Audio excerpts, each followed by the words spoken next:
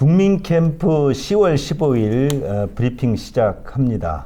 오늘은 여론조사 전문가이시죠? 우리 김장수 국민캠프 정책총괄팀장님 초대해서 지금 진행되고 있는 여론조사 그리고 3차 경선에서 좀 여론조사 방식이 바뀝니다. 경쟁력 조사 방법이 도입되는데요. 이런 부분들이 어떤 차이가 있는지 한번 들어보겠습니다. 안녕하세요. 예, 안녕하십니까. 정말 우리 국민의힘 보수당에서는 우리 김장수 우리 팀장님이 아주 다양한 여론조사 방법에 대해서 혁혁한 그런 소통 역할을 해오고 있습니다. 이번 최근에 드러난 여론조사에 대해서 우리 지지자들이 또 국민들께서 걱정도 많고 또 기대도 있습니다. 좀 최근의 여론조사 동향 등을 좀 한번 소개해 주시죠. 일단 저는 이제 제가 미국에서부터 여론조사를 계속 했는데요. 일단 이제 뭐 여론조사 전문가지만 드릴 말씀은, 여론조사가 실제 민심을 그대로 반영하는 거는 아니다. 이제 대표적인 증거가 그런 거죠.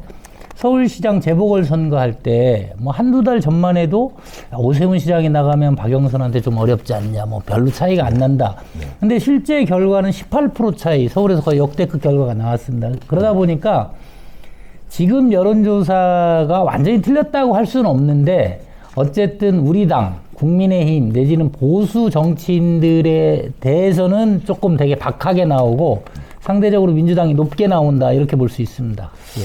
최근에 중앙선거관리위원회 여론조사 심의위원회 등록된 여론조사 건수가 이번 주만도 22건이라고 합니다. 그런데 이 22건의 조사가 이제 다양하게 발표가 되는데요. 우리 국민들, 유권자들께서 굉장히 혼동스러워합니다. 어떤 경우는 조사 기관에 따라서 10% 이상 지지율 차이가 나타나기도 하고요.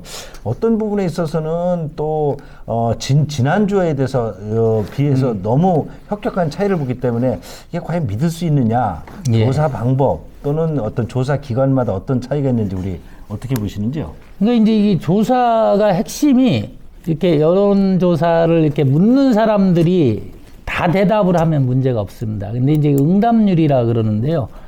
조사를 했더니 예를 들면 이제 이렇게 생각하시면 됩니다. 제가 학교 앞에서 지나가는 학생들한테 야, 너 점수 몇 점 맞았냐? 이렇게 해서 물어봐서 평균을 내려고 했더니 공부 잘하는 애들만 얘기를 했다. 그러면 이제 이게 안 맞지 않습니까? 그런 것처럼 특히 이제 전화 면접 조사 같은 경우는 이제까지 경험이나 모든 걸로 보면 상당히 예를 들자면 저쪽 좌파나 진보 이런 사람들의 응답률이 상당히 높습니다. 그러다 보니까 이걸 뭐 어떻게 이해하시면 되냐면 이 저수지가 한 100m가 이렇게 있다. 여기에 물고기들이 다양하게 층별로 사는데 요게 딱 건드는 층이 한 20% 우회를 주로 건듭니다.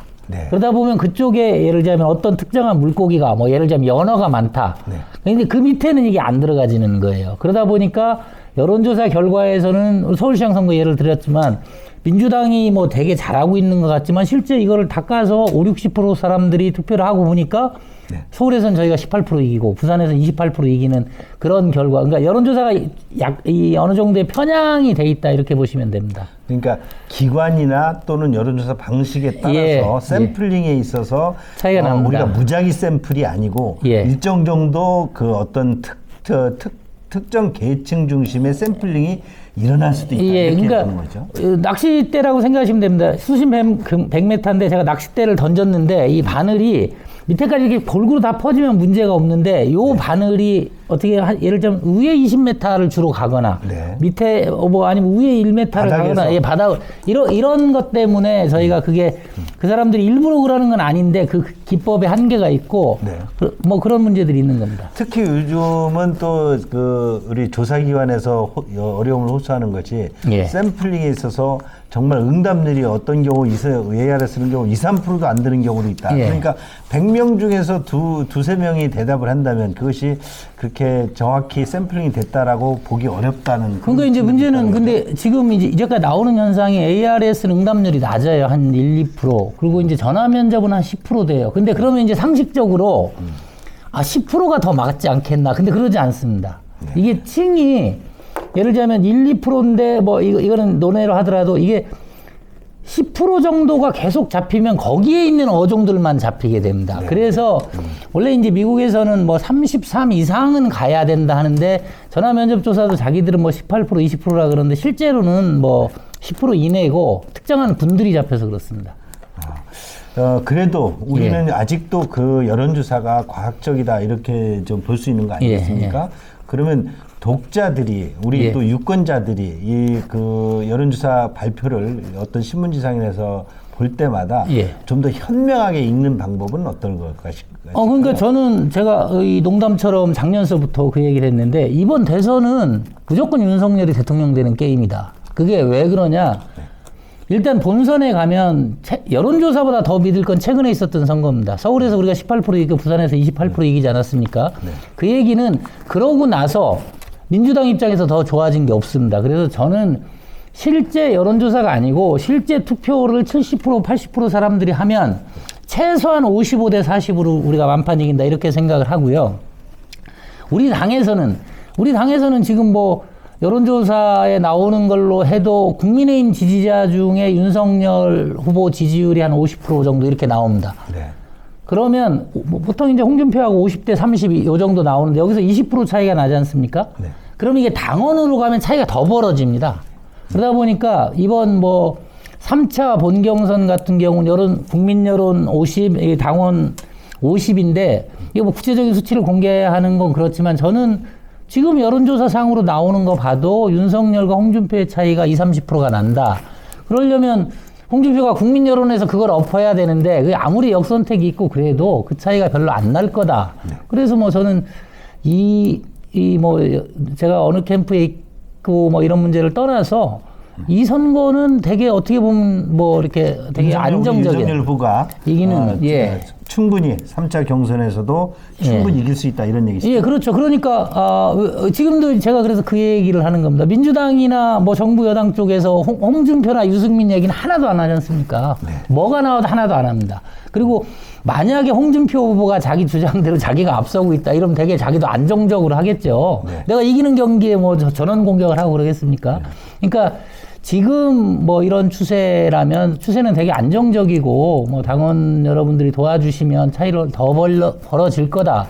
그리고 본선에서는 윤석열 후보가 나가면 아주 안정적으로 정권 교체할 수 있다 이렇게 보고 있습니다.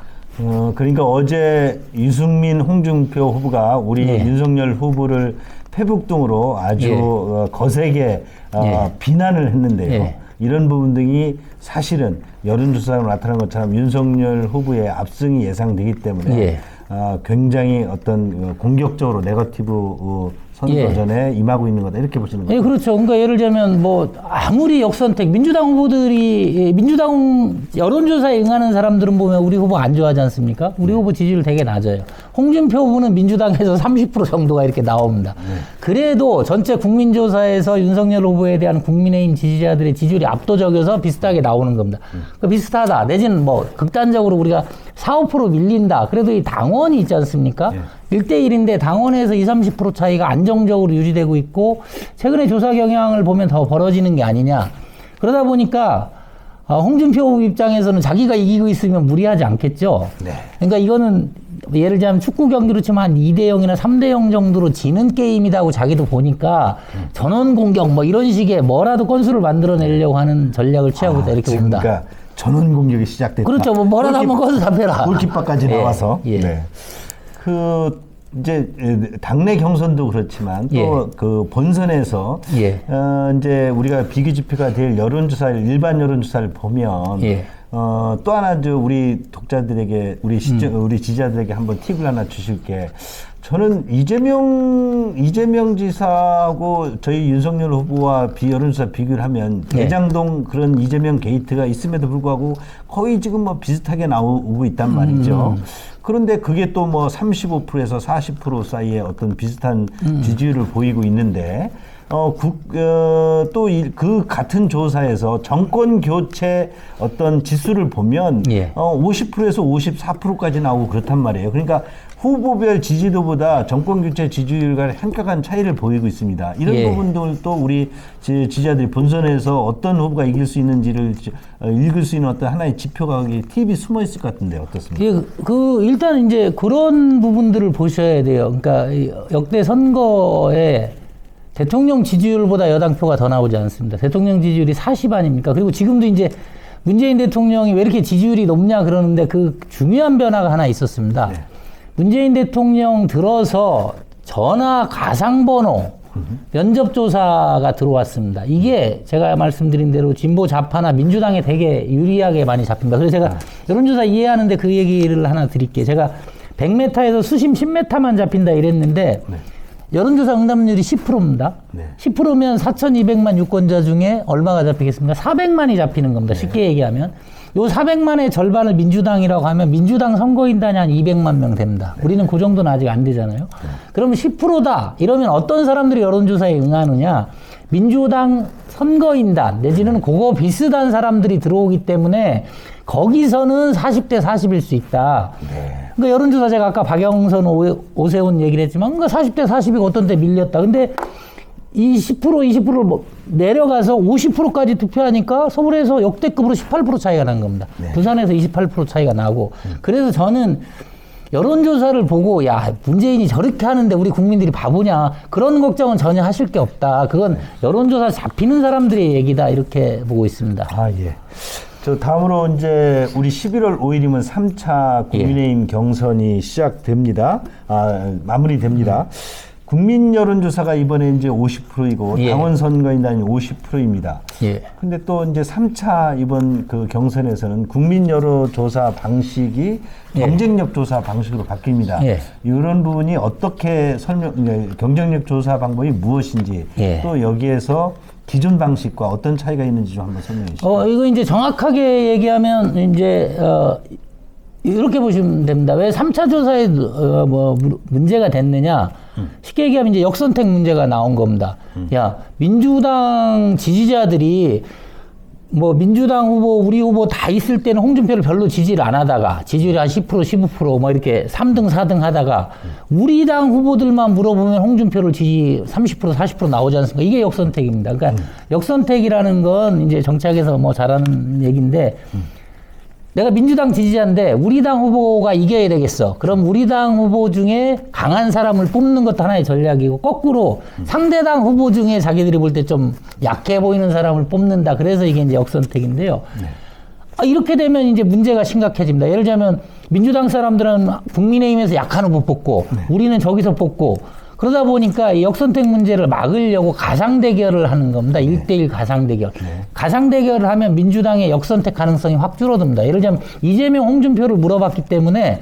이재명 지지한 사람 이재명 그럽니다. 그전에는 홍준표, 윤석열 물어보니까 야, 우리는 홍준표 뽑으러 가자 이래서 네. 그래서 일단 그 격차는 줄어들고 네. 당원 선거인단에서 20, 30% 격차는 유지되기 때문에 네. 3차 경선은 윤석열 후보 입장에서 보면 훨씬 안정적인 선거다 이렇게 보고 있습니다. 네.